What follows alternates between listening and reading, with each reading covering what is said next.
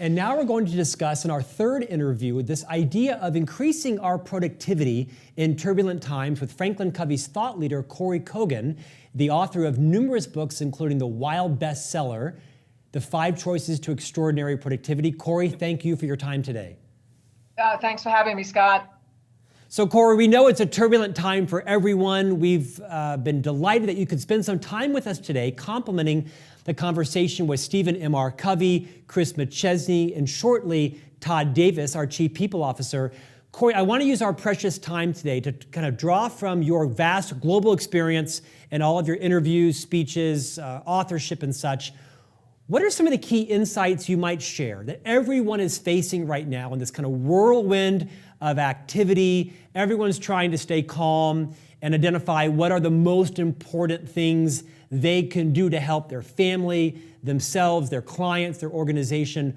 What advice would you give to people as a follower of Dr. Covey's and as one of our thought leaders around time management and personal productivity? Scott, thanks for asking. And, we always talk about the workforce of today, both the individual contributors and the leaders as knowledge workers. They're paid to think, to innovate, to create and execute. And so our real skill sets around decision, attention, and energy management. And I want to dig into the attention part, attention management. Everybody is wildly distracted right now, right? We always say, oh, people are so distracted. But now the distraction has totally changed into one of fear. Understandably, our survival mechanisms have kicked in where we don't know if it's the uncertainty. We don't know what's coming our way and all of that. And it's just stopped everything.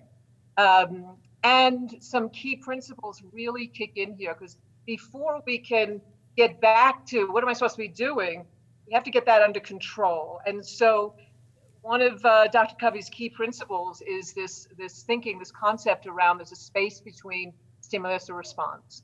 And we got to pause and really just get intentional, get our heads around it. And we need a process for that. And we call that circle of influence and circle of concern.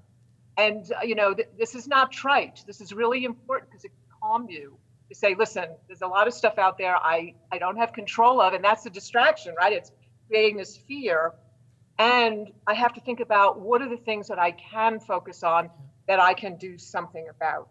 So I think that's the first piece, Scott, where just in the realm of these 3 key skill areas that make up our productivity, how do we get our arms around this terribly distracting time and just start to settle down a little bit, so then we can move on to thinking about, well, what matters most? So Kory, let's take that concept and get very practical because as Dr. Covey said, to know it but not to do it is not to know it. Give us an example in your own professional or personal life of something that's in your circle of concern versus your circle of influence, something you know about and you're concerned about, but you're deliberately choosing to kind of set that aside, not ignore it or neglect it, but recognize that it might be consuming your precious time and attention and energy, and instead something that you're focused on in your own circle of influence. Well, it could be this is not simple, but right now the obvious, I guess, is a better word to say I am going to lock myself in a room and not talk to anybody or do anything because I'm afraid of getting sick. You know what? It's right now that attitude is outside of my control. What I can do are the things that everybody is telling us to do.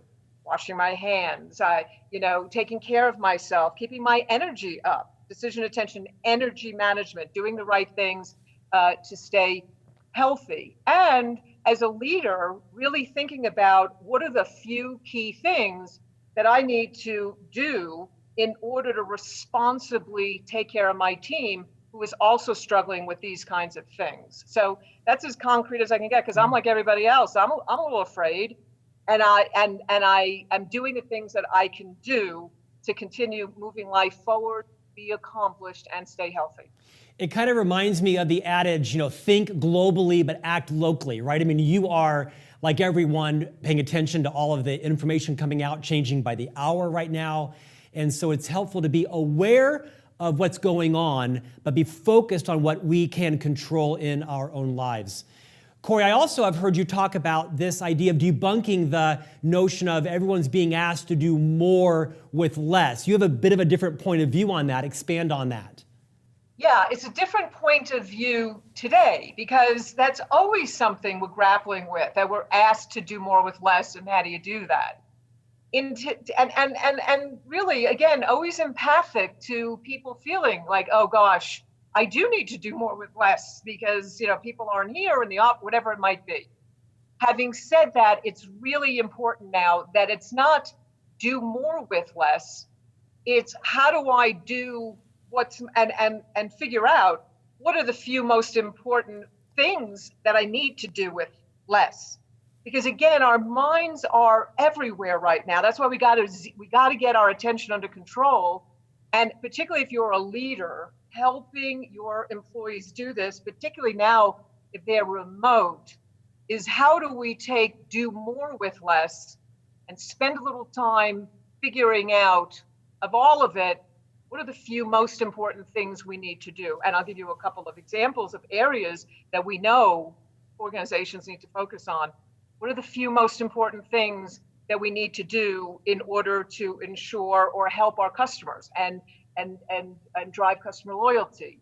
What are the few most important things that we need to do with our employees' employee engagement to keep their spirits high? So, and for the employees themselves, of all the things that I need to do, being proactive and going to your leader and saying, we've got all of this, let's decide what are the few most important things that we can get done with excellence and quality to keep things moving forward and to help myself feel accomplished. Because that might be all we have right now while we're trying to keep this fear, at arm's length in this very real time that we're in.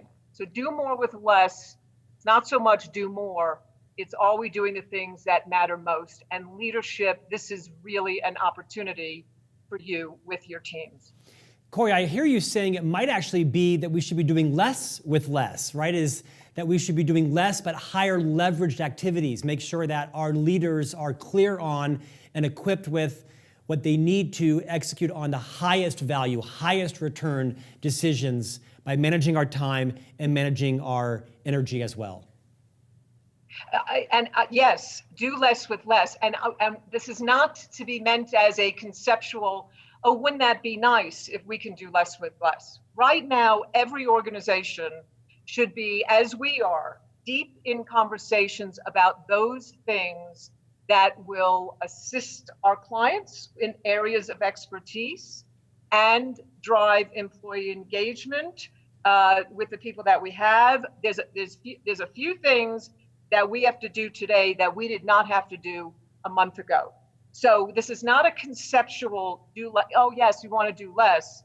This is real clarity and prioritization on the few things we've got to execute on very well in this narrow time of turbulence in order to drive the right outcomes and the right behaviors around productivity, right? So that we are prepared when times are starting to look good again. But if we stop any of this now and try to do more with less and just sort of keep the machine running, we will not be prepared for the good times that are bound to come.